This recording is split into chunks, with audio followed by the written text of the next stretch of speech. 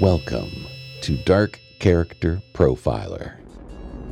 Take a deep dive into the background and personalities of villains from books, video games, manga, and comics. Psychological analysis of some of the most deviant and heinous characters of all time. Now, here's Fulcrum. Welcome to Dark Character Profiler, where we step into the minds of fiction's most infamous figures. I'm Fulcrum, your host and guide into the shadows. Each episode, I take you beyond the story and into the psychology, exploring motives, diagnoses, and the darker truths that drive these characters. Together, we'll uncover what makes them tick, what breaks them, and why their darkness continues to fascinate us. Let's begin. Dark Character Profile.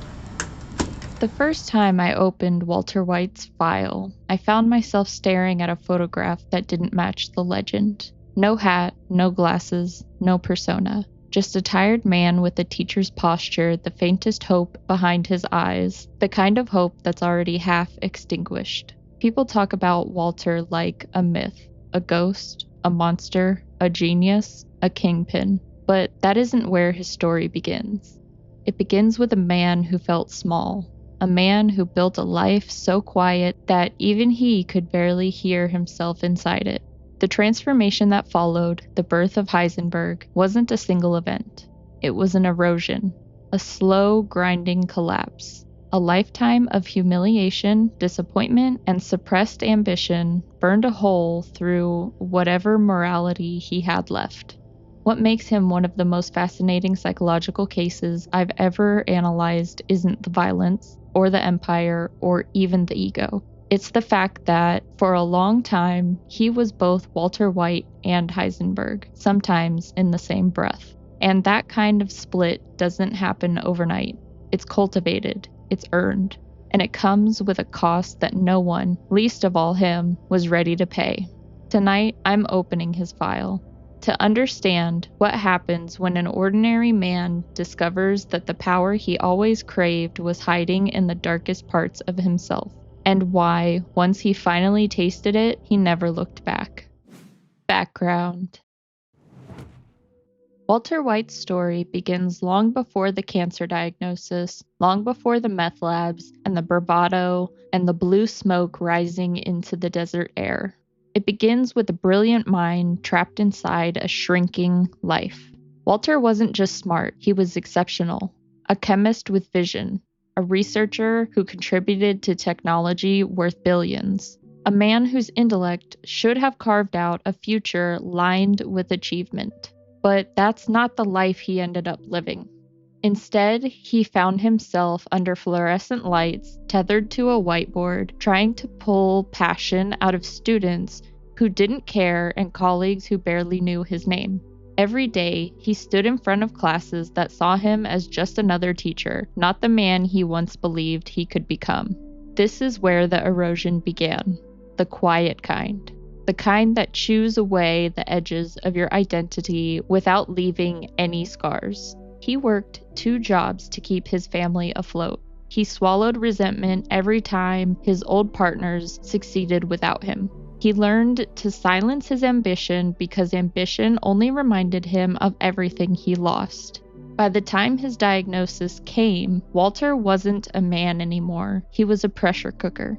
Contained, controlled, unstable. Cancer didn't change him. It freed him. That moment, when he realized he was going to die and had nothing to show for it, cracked something open inside him. It wasn't courage. It wasn't desperation. It was revelation. The revelation he could have been more. And once he let that thought in, it consumed him. Not overnight, but in small seductive steps that felt like justice. He didn't, quote-unquote, break bad all at once. He let the parts of himself that had been starving finally take the wheel. By the time anyone realized what was happening, Walter White wasn't breaking at all.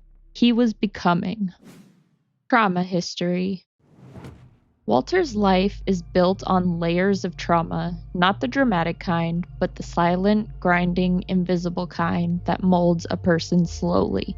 His deepest trauma wasn't violence, it was failure. He failed to achieve the future he once believed was inevitable. He failed to provide the life he envisioned for his family. He failed to be recognized for the mind he knew he had. He failed to matter in the ways that mattered to him most. And that kind of trauma doesn't explode, it seeps. Then came the medical trauma, cancer, mortality, the sudden awareness that the world would continue without him, barely remembering his existence. The financial trauma followed, bills he couldn't pay, a growing sense that he'd become a burden rather than a provider. And finally, the trauma of identity collapse. The realization that his life had passed him by while he was busy trying to be humble. All of these pressures formed the psychological foundation for Heisenberg. People often say the cancer turned him evil, but it didn't. What it did was expose the fractures already inside him, the rage, the ego, the resentment, the hunger for recognition. Every moment he endured added fuel to a fire that had been quietly smoldering for decades. And when he finally acted, when he finally took control, he felt alive for the first time in years. That feeling, that intoxicating sense of purpose, became the new addiction. Not the money, not the power, the purpose. Walter White wasn't traumatized into becoming a kingpin. He was finally given permission by his trauma to stop pretending he didn't want to be one. Mental state. When I picture Walter White in his middle arc, the stretch of time where Walter and Heisenberg existed side by side, I picture a man standing in a room lit by a single flickering light. One half of him is still the man who taught chemistry, who packed lunches, who changed diapers, who tried to be decent even when his life didn't reward it. The other half is the man who finally realized that fear was optional, that all the boundaries he obeyed for decades were only fences he chose not to climb. Walter isn't mentally unstable in the way people expect. He doesn't hear voices, he isn't delusional in the hallucination sense. He doesn't lose touch with reality. He manipulates it. His mental state is defined by compartmentalization, one of the most sophisticated psychological defense mechanisms. He builds walls inside himself, and everything he doesn't like gets pushed to the other side. Guilt becomes strategy, shame becomes motivation, fear becomes calculation, empathy becomes selective. What makes Walter's psychology so gripping is the way he switches shades of himself with almost mechanical precision. One moment he's vulnerable, small, apologetic, quiet. The next, he's unshakably calm, a man who's already worked out every possible outcome and accepted the cost. There are moments when he slips, when the mask falters, and he seems almost aware of how far he's gone. These flickers of sorrow, guilt, and fear aren't the real him anymore. They're echoes, and echoes fade. Walter's mind becomes a battlefield between two identities that eventually fuse. The man who wanted control, and the man willing to destroy everything to get it.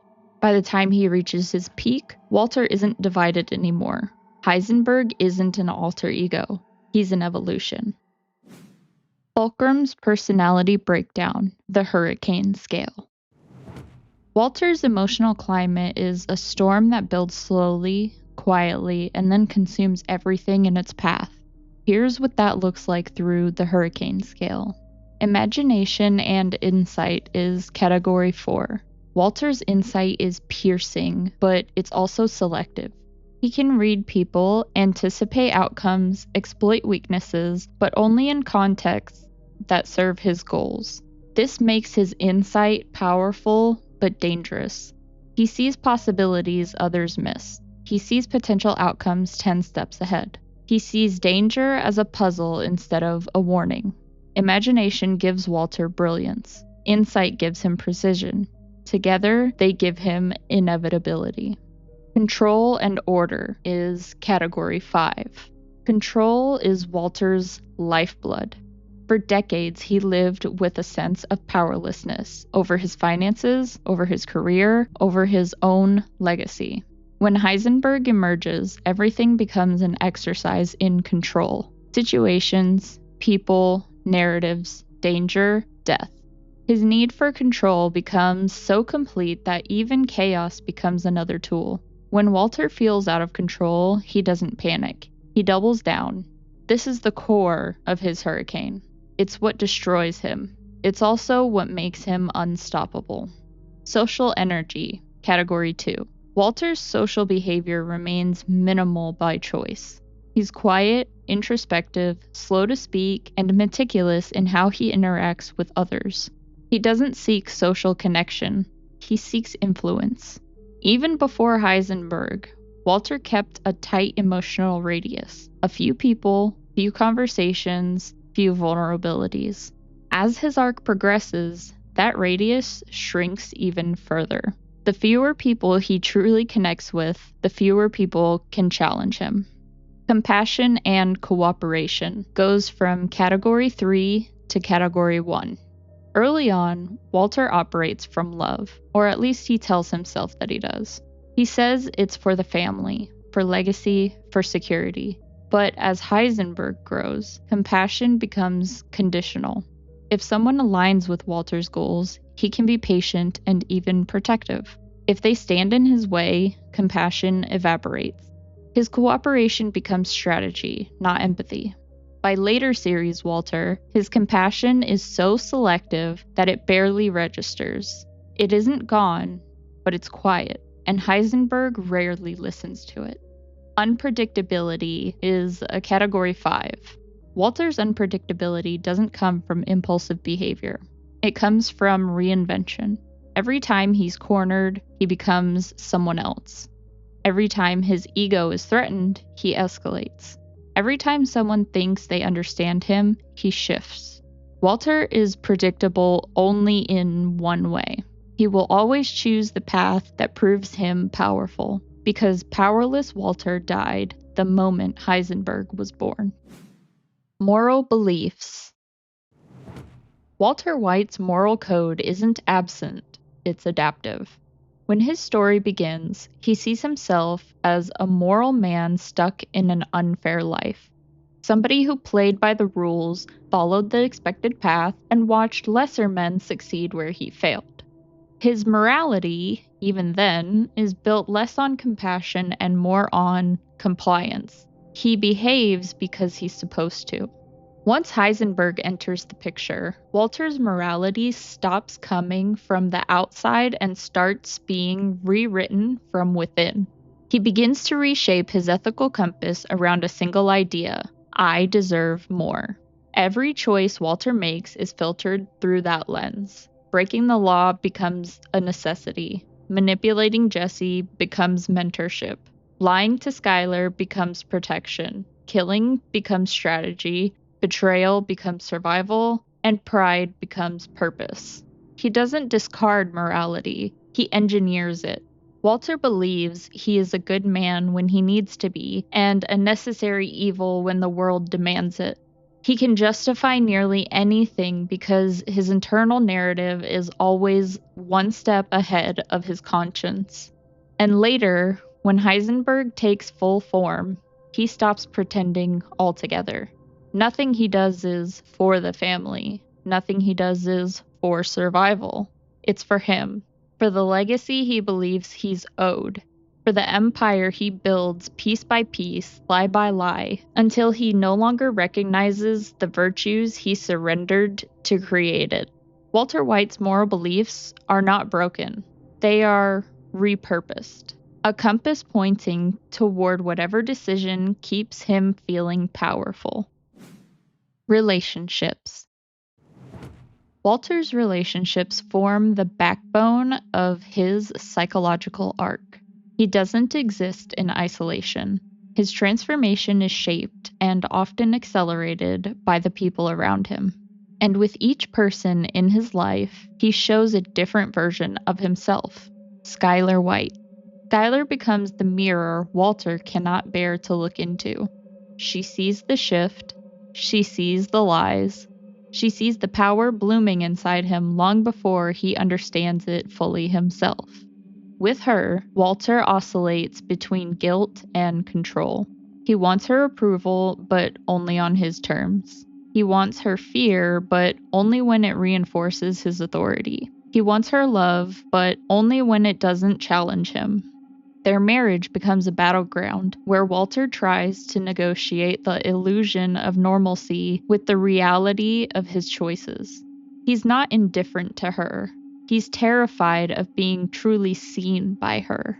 Jesse Pinkman. If Skylar is Walter's mirror, Jesse is his conscience. And it's no surprise that the conscience takes the most damage.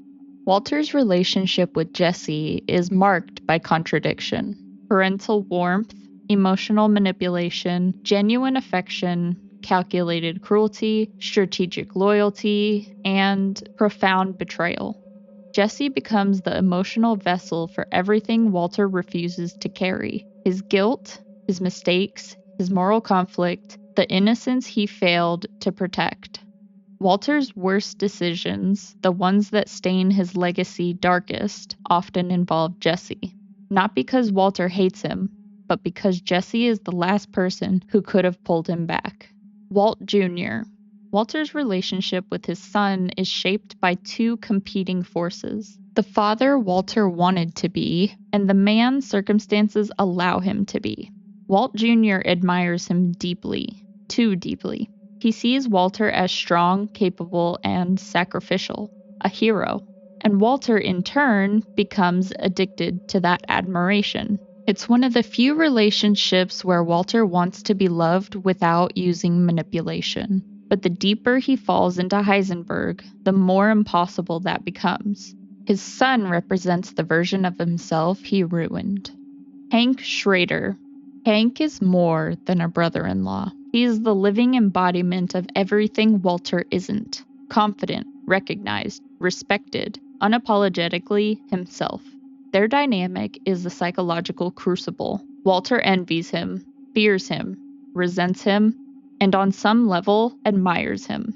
When Hank finally pieces the truth together, it isn't just the law closing in. It's Walter's greatest insecurity coming home to confront him. The man who made Walter feel small is now the man Walter must destroy to stay powerful. Gus Fring. If Walter White became Heisenberg, then Gus Fring is the blueprint he studied. Gus represents the version of the empire builder Walter could have become: disciplined, methodical, controlled. Their relationship is a psychological masterclass in escalation. Gus forces Walter to evolve, to sharpen the edges of his ego into weapons. Walter forces Gus to reveal cracks in the facade he spent years perfecting. Their conflict is not personal at first. It becomes personal when Walter realizes something that terrifies him. Gus does what Walter does, but better. And Walter cannot tolerate being second to anyone, not in intellect, not in strategy, not in legacy. Their relationship becomes a duel of egos disguised as business, a quiet war that devastates everything in its path. Historical parallels. Walter White's transformation mirrors the trajectories of several real-world figures whose lives were marked by ambition, moral erosion, and the corrosive pursuit of power. Here are the closest psychological parallels. 1. Fritz Haber, a brilliant chemist whose scientific genius transformed both medicine and warfare. Haber created fertilizers that fed millions and chemical weapons that killed thousands. He believed his intelligence justified his decisions. That contribution excused destruction. Walter's arc mirrors Haber's dual legacy, using chemistry to create and to destroy, believing each innovation elevated him above moral consequence. Both men were driven by recognition, haunted by inadequacy, and consumed by the desire to prove their worth to a world that underestimated them. 2nd, Pablo Escobar, A man who didn't begin as a monster, but who became one the moment power became the only language he respected. Escobar started with necessity, then grew into ego, then built an empire on the belief that he alone deserved it. Walter follows a similar trajectory: necessity, opportunity, obsession, empire. Both cultivated loyalty through charisma, both rationalized violence as strategic, and both collapsed under the weight of a legacy they tried to force into existence. Third, Theodore Kaczynski, also known as the Unabomber. Not for his violence, but for his mind. Kaczynski's identity fractured under isolation, resentment, and a belief that his intellect set him apart from society. He retreated inward, developed a superior self-image, and justified harm as a form of ideological correction. Walter's resentment, his intellectual grandiosity, and his belief that the world wronged him mirrored the same dangerous psychological cocktail. Both men saw the world as something to outsmart, not something to belong to. 4. Bernie Madoff. A man who built his empire not from violence, but from self-deception, lying to himself so profoundly that the lies became truth. Madoff believed his own narrative so deeply that he led others into catastrophe while insisting he was doing what was necessary. Walter's double life mirrors this pattern, creating stories he expects others to believe only after he convinces himself first. The collapse feels inevitable in hindsight, but in the moment, both men believed they were the only ones truly in control. And finally, 5. Andrew Carnegie. Carnegie represents the darker side of ambition. Philanthropy built on ruthless power, legacy built on exploitation. Walter never achieves Carnegie's scale, but he shares the same internal fire. A need to dominate, to suppress, to be remembered. Carnegie reshaped an industry. Walter reshaped his identity. Both believed the future belonged to those bold enough to seize it, regardless of who was crushed in the process. Before we continue with the episode, I want to take a moment to thank all of you who've been listening and supporting Dark Character Profiler. Every play, every follow, every vote on the polls really helps shape the direction of this show. I started this project because I wanted to dig deeper into the psychology of dark and complex characters. But it's the conversations with you, the listeners, that keep it alive. Your support means more than I can say, and I'm grateful to have you here with me each week as we explore the darker corners of fiction together. Dark Character Profile. Criminal behavior. Walter White's criminal behavior doesn't begin with violence. It begins with justification. At first, he tells himself he's doing it for the family, for medical bills, for security, for dignity. But justification is slippery. It doesn't take long before necessity becomes opportunity, and opportunity becomes entitlement. Walter's crimes escalate in 3 distinct phases. Phase 1, survival crime. This is the Walter who cooks reluctantly, the Walter who still looks over his shoulder, who still apologizes in silence, who still tells himself he has no choice. His early crimes are marked by panic and improvisation, signs that the moral conflict is still active. Phase 2, strategic crime. As Heisenberg emerges, Walter becomes calculating. He studies people. He plans scenarios. He considers outcomes the way a chemist considers reactions. Crimes in this stage are selective, intentional, psychologically layered, designed to gain leverage, and motivated by ego as much as need. This is where Walter's brilliance becomes dangerous. He doesn't kill often, but when he does, the decision is cold and deliberate. Phase 3, empire crime. By the final stage, crime is no longer a reaction, it's expression. Walter no longer commits violence out of fear. He does it to maintain control, protect dominance, or punish disobedience. He adopts the behaviors of a criminal leader: manipulation, coercion, threats, strategic cruelty, selective mercy, dominance displays, and identity-centered violence. What makes Walter unique is that he never sees himself as quote-unquote evil. Even at his darkest, he believes the world forced his hand. He views his criminal behavior as a reflection of what he had to become, rather than what he chose. But the truth is simpler. He became the man he felt he deserved to be, and built a world where that man could exist without boundaries. And now, the final analysis. But first, just a little house cleaning. This podcast is for entertainment and educational purposes only. While we use the DSM-5 as a framework to provide psychological analyses of fictional characters, the discussions are not intended to diagnose, treat, or provide professional mental health advice. The interpretations shared are based on hypothetical scenarios and creative exploration and should not be applied to actual individuals or situations. For mental health concerns or diagnoses, please consult a licensed professional. Listener discretion is advised. Dark character profile. Psychological testing. If Walter White underwent modern psychological testing, his results would reveal a mind shaped by trauma, brilliance, ego, and compartmentalization. Here's what those tests would show in simple human terms. Trauma and stress response. High. Walter carries long-term emotional wounds: humiliation, financial instability, medical fear, suppressed ambition, and chronic resentment. These wounds don't just vanish, they redirect. Instead of collapsing under stress, Walter becomes hyper-focused and energized by it. His trauma doesn't make him weaker, it sharpens him. Impulsivity, low. Heisenberg is not impulsive.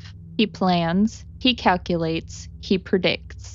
When Walter seems spontaneous, it's usually because he planned 5 outcomes in advance and chose the path that best served his ego. Empathy, selectively impaired. Walter still feels empathy, just not universally. He feels deeply for his son, elements of Jesse, his infant daughter, and his own suffering. But empathy for outsiders becomes conditional, and for enemies becomes non-existent. Moral reasoning, compromised. Walter's test results would show that he bends moral rules based on self-preservation, ego, desire for recognition, revenge, and pride. He doesn't lack morals, he negotiates them. Grandiosity, emerging to elevated. Early on, Walter's self-esteem is brittle. Later, it becomes inflated.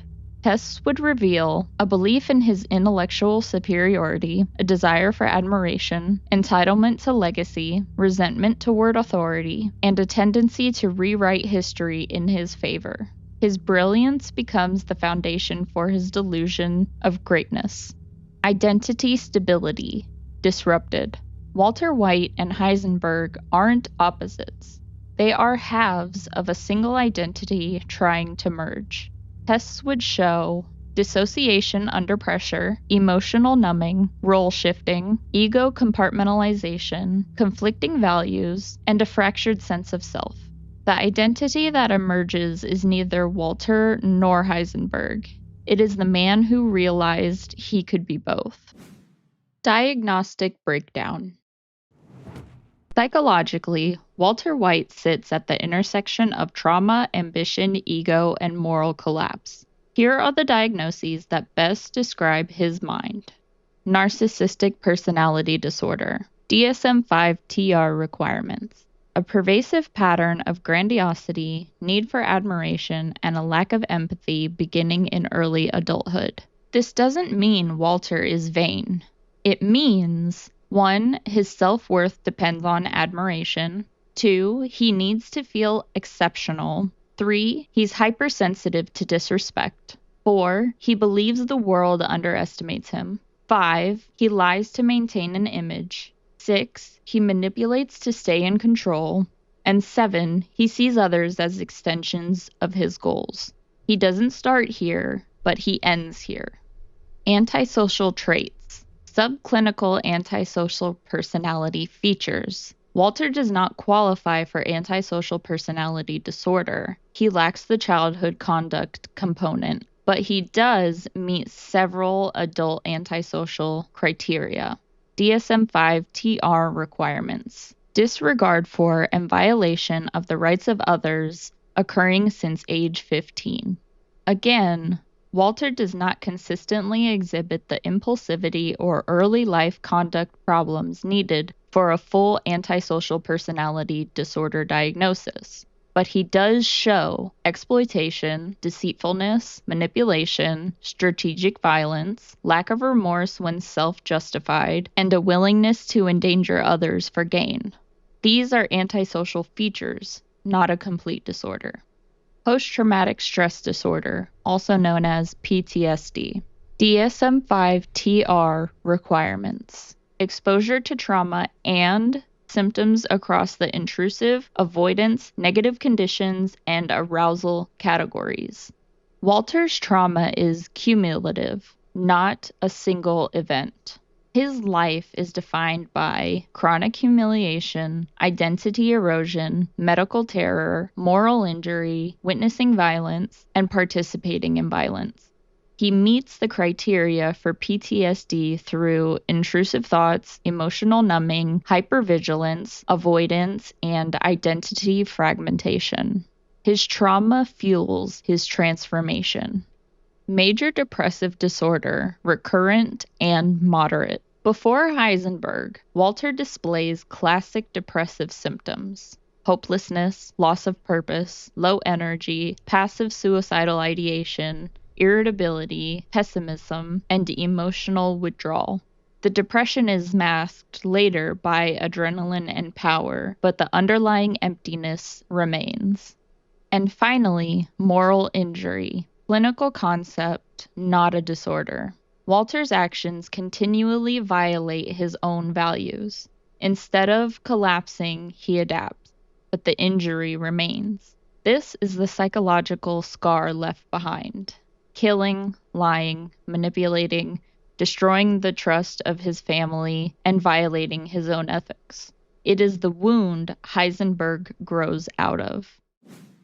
Final impressions.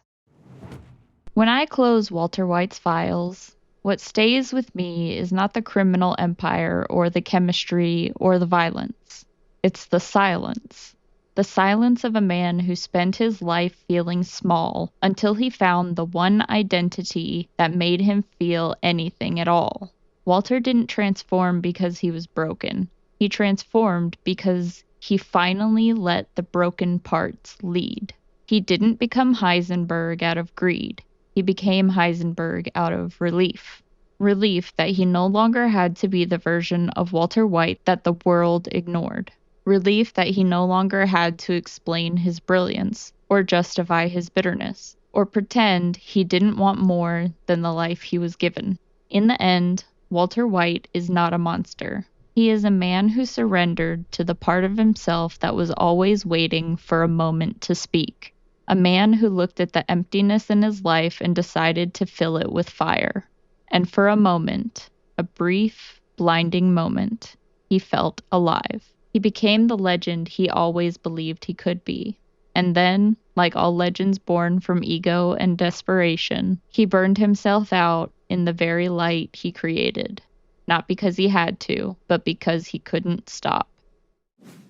Before I close out today's episode, I want to give you a little teaser for my next profile. After next week's side quest minisode, we'll be returning to a full Dark Character Profiler episode, a completely reimagined psychological evaluation of Cruella de Vil. The format has evolved, the analysis is comprehensive, and the conclusions may surprise you. Cruella's profile redo drops in 2 weeks. See you then.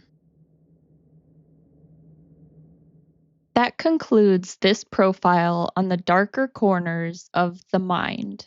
Whether born from trauma, obsession, or the lust for power, these characters remind us just how thin the line is between order and chaos. If you found this analysis compelling, make sure to follow Dark Character Profiler on your favorite podcast platform, leave a review, and share this episode with others who dare to peek into the shadows. Until next time, stay curious, stay critical, and remember, the darkness is always closer than it seems. Thank you for listening to Dark Character Profiler with Fulcrum. Listen every other Tuesday on Spotify, Apple Podcasts, and Amazon Podcasts.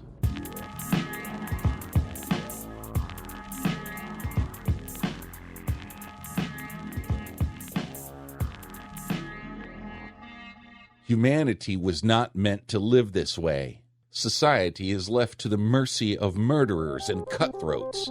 Hear Paige Zaplin Dam's epic tale brought to life in an audiobook. For years, Slade had felt secure in the forest. I am from simple, humble beginnings. I was raised in the Ironwood by an Ogress, an Anaral. He saw immediately that she was beyond a healer's aid. Even a skilled witch could not help her recover from losing so much blood. Mother? Slade thought he wanted revenge. Instead, he got redemption. A kingdom of ash and steam. The Ogress's Son.